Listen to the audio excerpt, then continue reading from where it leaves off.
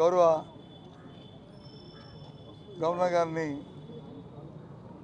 మా party delegation మా పెద్ద అందరం కలిసి కలవడం జరిగింది. ముఖ్యంగా ఇవాళ అధికారంలో ఉన్న కూటమి ప్రభుత్వం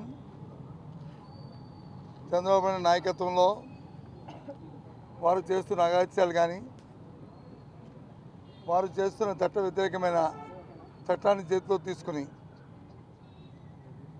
చేస్తున్న కార్యక్రమాలని ముఖ్యంగా మా నాయకుడి మీద మా నాయకుడికి మాజీ ముఖ్యమంత్రిగా వారికి ఇవ్వాల్సిన సెక్యూరిటీ కానీ వారు పర్యటనకి వెళ్తున్నప్పుడు తీసుకోవాల్సిన జాగ్రత్తలు కానీ తీసుకోకపోవడమే కాకుండా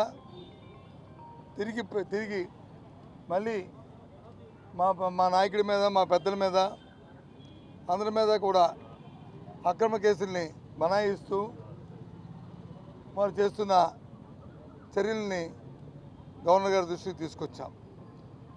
ఇది అప్రజాస్వామ్యం. ఇలాంటి చర్యలు ఎప్పుడు కూడా రాజకీయాలు ఎప్పుడు చూడలేదు. ఇటువంటి పరిస్థితులు మంచి కాదు అని చెప్పి వారి దృష్టికి తీసుకొచ్చాం. ఈ ప్రభుత్వంలో ఇలాంటి అకృత్యమైన అరాచకమైన కార్యక్రమాలు జరుగుతున్నాయి, ఈ కూటమి ప్రభుత్వం చేస్తుందనే విషయాన్ని చెప్పడం జరిగింది. మనం చూసాం, మన జరిగిన సత్యనపల్లిలో జరిగిన ఇన్సిడెంట్ మనం చూసాం. సాక్షాత్తు ప్రభుత్వం తరఫున శాంతి భద్రతను పర్యవేక్షించే జిల్లా సూపరింటెండెంట్ వచ్చి మొదటి రోజు వచ్చి ఇది జగన్మోహన్ రెడ్డి గారి తాలూకు కాన్వాయ్ల మాజీ ముఖ్యమంత్రి గారి కాన్వాయ్లను వెహికల్ కాదు పక్కన ఇంకో వెహికల్ వచ్చి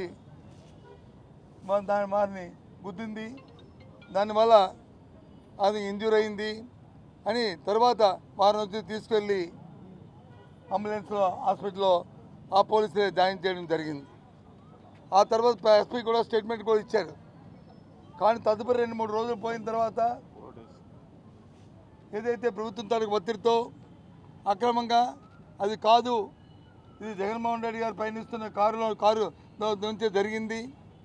మరి దాంతోపాటు కారులో ఉన్న వాళ్ళు కూడా ఎక్కడ చరిత్రలో ఎప్పుడూ లేని విధంగా ఎప్పుడూ జరగని విధంగా మరి వారు చేసి వారి మీద కేసు పెట్టడమే కాకుండా వారి తాలూకు పయనిస్తున్న కారును కూడా సీజ్ చేసి తీసుకెళ్ళడం అనేది మనందరం కూడా చూసాం. మీ ద్వారా రాష్ట్ర ప్రధానికానికి అందరినీ కూడా కోరుతున్నాను, చూడమని చెప్తున్నాను. ఈ ప్రభుత్వం తాలూకు అకృత్యాలు చేస్తున్న అరాచకమైన కార్యక్రమాలని ఏదో విధంగా భయం పెట్టాలి, భయభ్రాంతులు చేయాలి, నాయకుల మీద వచ్చి కేసులు పెట్టాలి అని ఆలోచన చేస్తున్నారు. అరచేతితో వచ్చి సూర్యుని అడ్డుకుంటే సూర్యరేసు మాగదు. జగన్మోహన్ రెడ్డి గారు ప్రజాదరణ నాయకుడు, ఆయనకి ఇవ్వాల్సిన సెక్యూరిటీ ఇవ్వాలి. ఆయనకు వస్తున్నప్పుడు ప్రభుత్వం దగ్గర ఇంటెలిజెన్స్ లేదా? ప్రభుత్వం దగ్గర వచ్చి ఆ సమాచారం లేదా? ఇది చేతకాని ప్రభుత్వమా? లేకపోతే సమాచారం తెలుసుకోలేని అంత దత్తమ్మ ప్రభుత్వం ఈ ప్రభుత్వం? ఎందుకు ఆయనకి తగ్గ ఏర్పాట్లు చేయలేదు? అది మీ బాధ్యత కాదా? మీ బాధ్యత లేదా అని అడుగుతున్నాం. తిరిగి పైపెచ్చు మీకు మానవత్వం లేదు అంటే ఏ ఒక్కరైనా సరే ఏ చిన్న ఇన్సిడెంట్ జరిగినా అయ్యో ఏదో జరిగిందని మనం వెళ్తున్నప్పుడు ఆపి చేస్తాం. అలాంటిది అక్కడ వచ్చి 1000 మంది ప్రజలు ఉన్నారు, 100 మంది ప్రజలు ఉన్నారు. నిజంగా మీరు సెక్యూరిటీ ఇచ్చారంటున్నారు, మీరు ప్రొవైడ్ చేస్తామంటున్నారు. మరి ప్రొవైడ్ చేసి సెక్యూరిటీ ఇస్తే మనకి ఇచ్చిన కాన్వాయ్లో ఉన్న వెహికల్ కానీ లేదంటే ఎస్కార్ట్ ఇచ్చిన వెహికల్స్ కానీ మరి అక్కడ ఉన్న రో పార్టీ కానీ మనం అందరూ మరి ఆ కార్యక్రమాన్ని చూడలేదని అడుగుతున్నాం. మరి చూస్తే మరి ఎలాగా ఎస్పీ గారి ముందు చెప్పారని అడుగుతున్నాం. ఏ విధంగా అడుగుతున్నాం? ప్రభుత్వం ఆలోచించాలి, ప్రజలు ఆలోచించాలని కోరుతున్నాం. ఈ ప్రభుత్వం తాలూకా దుర్మార్గమైన ఆలోచనని ఈ ఆలోచిస్తున్నాం. ఆ విషయాన్నే ఇవాళ గవర్నర్ గారి దృష్టికి తీసుకొచ్చాం. కాబట్టి ఈ ప్రభుత్వం చేస్తున్న ఇలాంటివి కార్యక్రమాలని ఇవాళ ఏదో చేస్తే ఇది ఆగిపోతుందని కాదు. ఇవాళ ప్రభుత్వం డైవర్షన్ పాలిటిక్స్ వెళ్తుంది. చేతకాక 1 సంవత్సరం అయిన తర్వాత ప్రజలకు ఇచ్చిన వాగ్దానం నెరవేర్చలేక ప్రజలతో చిత్రీకరించబడుతున్న తరుణంలో ఇక లేక ఇలాంటి కార్యక్రమాలు చేస్తూ బురద జల్లే కార్యక్రమాలు చేస్తుంది. మాది ప్రతిపక్ష పార్టీ. ప్రజల తరఫున మేము గొంతెత్తి అడగవలసిన బాధ్యత మాకుంది. ఆ ప్రకారమే ఇవాళ ఈ తెలుగుదేశం పార్టీని, కూటమి ప్రభుత్వాన్ని, ముఖ్యంగా చంద్రబాబు నాయుడిని ఏదైతే ప్రజలకు వాగ్దానాలు ఇచ్చి చేశారో, ఇలాంటి అక్రమ కేసులు పెట్టినా, ఏం చేసినా అవన్నీ నెరవేర్చే వరకు మనలోంచైనా సరే ప్రజలకు ఆ కార్యక్రమాలు చేసే కార్యక్రమాన్ని మేము చేస్తాం. అది మా బాధ్యత. ఆ కార్యక్రమాలు చేస్తాం. కాబట్టి రాష్ట్ర ప్రధానికి అందరినీ కోరుతున్నాను, ఈ ప్రభుత్వం తాలూకా కుతంత్రాలు, కుయత్తులు, వారు చేస్తున్న కార్యక్రమాలని దయచేసి ఆలోచన చేయండి. ఇటువంటి నీచమైనటువంటి దుర్గమైన పరిపాలన ఎప్పుడూ కూడా ఈ రాష్ట్ర చరిత్రలో స్వతంత్రం చూడలే. ఆలోచన చేయమని పెద్దల్ని, మేధావుల్ని అందరినీ కోరుతున్నాం. మా పార్టీ ప్రతిపక్ష పార్టీగా మా బాధ్యతను మేము ఎప్పుడు నిర్వర్తిస్తామనే విషయాన్ని మీ ద్వారా తెలియజేస్తున్నాం.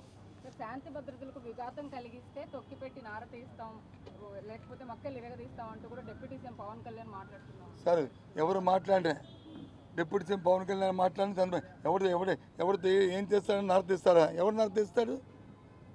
ఎవరు మక్కలు ఏమనుకుంటున్నారు? ఇది ప్రజాస్వామ్యం.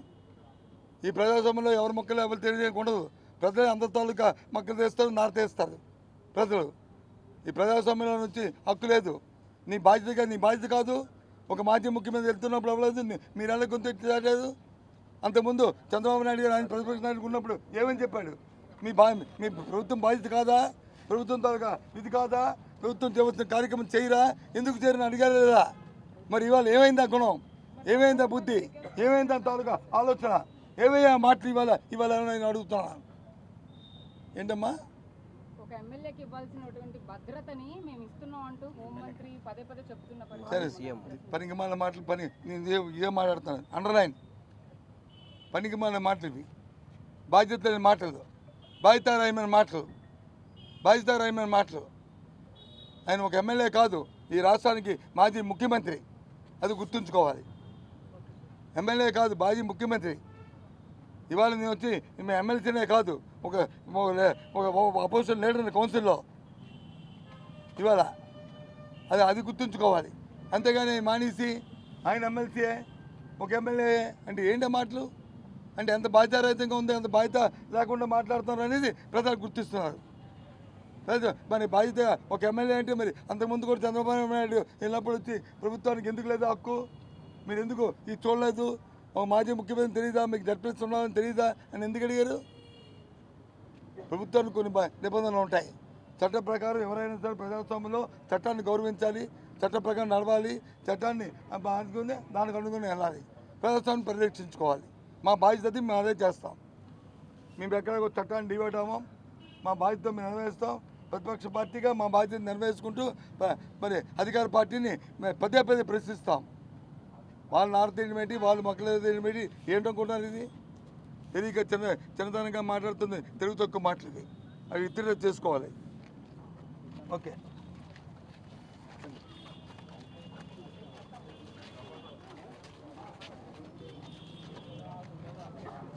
హిట్ టీవీ యాప్, ఇందులో short news, live news, entertainment shows, movies, digital magazines తో పాటు మీ జిల్లా వార్తలను కూడా ఫ్రీగా చూడొచ్చు. అంతేకాదు, కేజీ నుంచి పీజీ వరకు విద్యార్థులకు స్కాలర్షిప్ కూడా అందిస్తున్నాం. ప్రతి వారం 10 మందికి లక్కీ డ్రా ద్వారా ఒక్కొక్కరికి 10,000 రూపాయలు అందిస్తున్నాం. ఇంకెందుకు ఆలస్యం? వెంటనే హిట్ టీవీ యాప్ ని డౌన్లోడ్ చేసుకుని ఫ్రీగా ఎంటర్టైన్మెంట్ పొందండి. Hit TV app. Hit TV app. Please download hit TV app. Hit TV app ని ఫ్రీగా డౌన్లోడ్ చేసుకుని ఎంజాయ్ చేయండి. మీకు నచ్చిన ఎంటర్టైన్మెంట్ కోసం హిట్ టీవీ యాప్ ని ఫ్రీగా డౌన్లోడ్ చేసుకుని ఎంజాయ్ చేయండి. హిట్ టీవీ యాప్ ని డౌన్లోడ్ చేసుకుని ఆస్వాదించండి, ఆశీర్వదించండి. ఇంతమంది సెలబ్రిటీలు హిట్ టీవీ యాప్ ని డౌన్లోడ్ చేసుకోండి అని చెప్తున్నారంటే ఎంత మంచి యాప్ ఆలోచించండి. అమెరికాలో చదవాలనుకునే వాళ్ళకి విశ్వసనీయమైన పేరు మన శౌర్య కన్సల్టెన్సీ. UK లో 1 year masters, UK లో 1 year masters, 2 years work permit up to 5 years visa. Contact Saurya Consultancy. Contact 89851 89851.